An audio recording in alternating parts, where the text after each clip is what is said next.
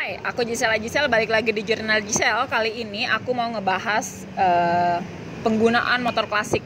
Jadi kalau misalnya menurut kamu ini adalah tayangan yang bermanfaat, bisa di subscribe dan di share ke teman-teman.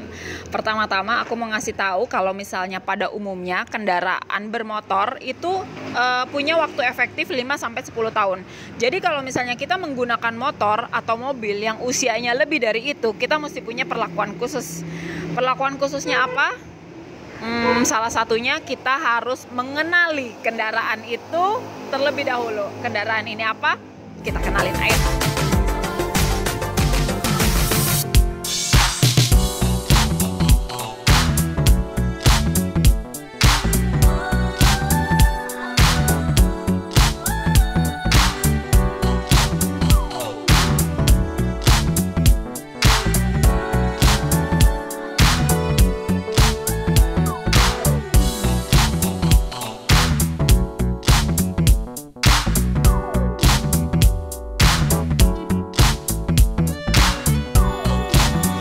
Motor ini adalah motor Astrea Grand, paling bontot, paling terakhir, tahun produksinya 2001. Jadi kalau misalnya kamu tahu Astrea 700, Astrea 800, terus Astrea Star, Prima, dan dia Astrea Grand itu adalah keluarga dari Super Cup. Dia cicitnya.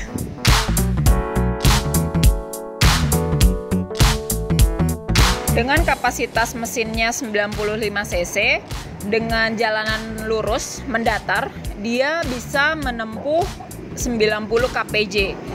Lumayan banget nih kalau misalnya dipakai untuk dibandingin sama motor-motor yang lainnya. Dan kalian mesti hati-hati juga dengan sistem pengeremannya, karena dengan kecepatan 90 kpj, bawaannya itu dua-duanya remnya pengeremannya masih tromol depan belakang. Nah, kalau ini udah dimodifikasi jadi rem cakram yang bagian depannya.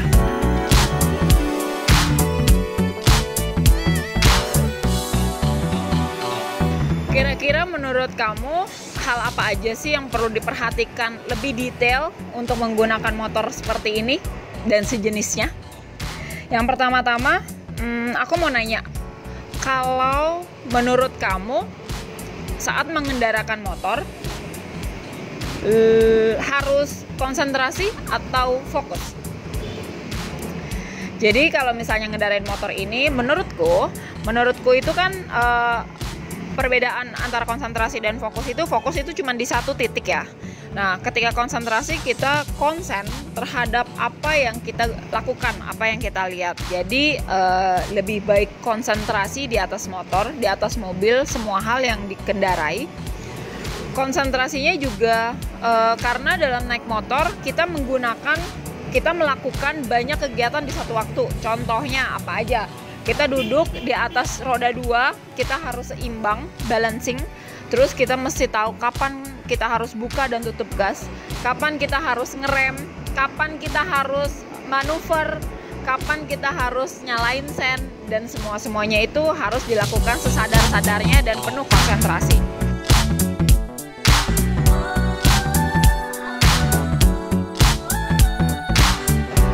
Poin kedua yang diperhatikan itu peripheral vision. Peripheral vision itu kebanyakan teman-teman fokusnya tuh ngelihat jarak jauh ke depan. Padahal bukan cuman jauh ke depannya aja, tapi kita melebarkan vision kanan kirinya seluas-luasnya sampai ke belakang.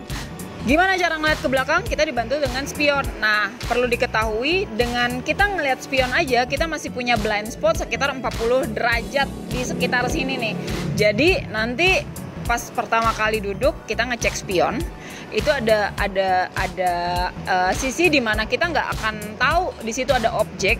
Makanya setelah ngeliat spion, kita tuh juga memastikan ulang dengan tengok dengan ekor mata gitu.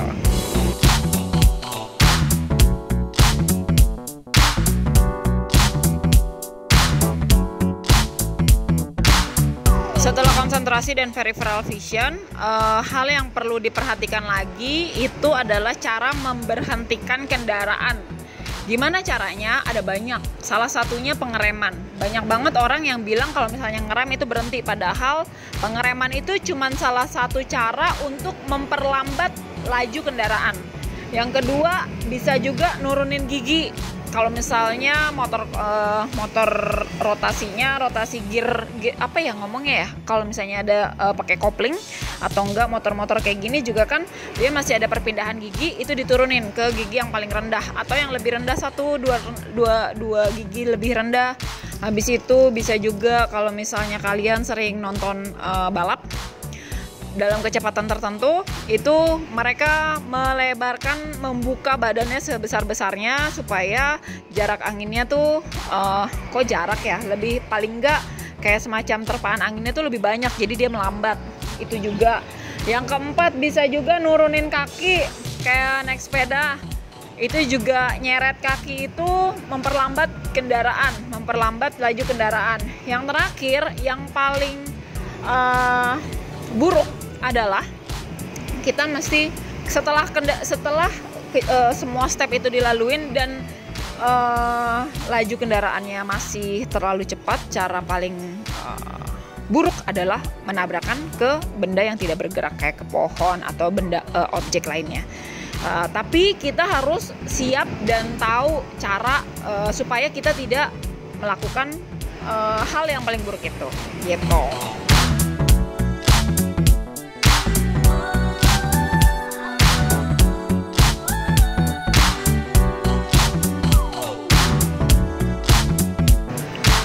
Gimana supaya hal terburuk itu nggak kejadian?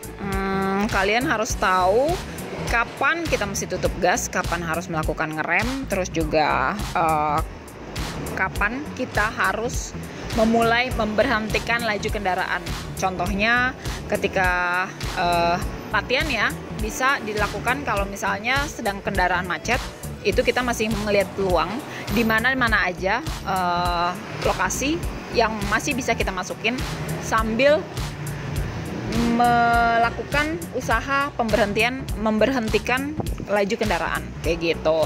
Jadi itu step-step beberapa step sederhana yang aku punya, yang aku bisa share ke teman-teman. Semoga bisa bermanfaat, semoga bisa lebih pede, semoga bisa lebih matang di atas motor, dan selamat berlatih.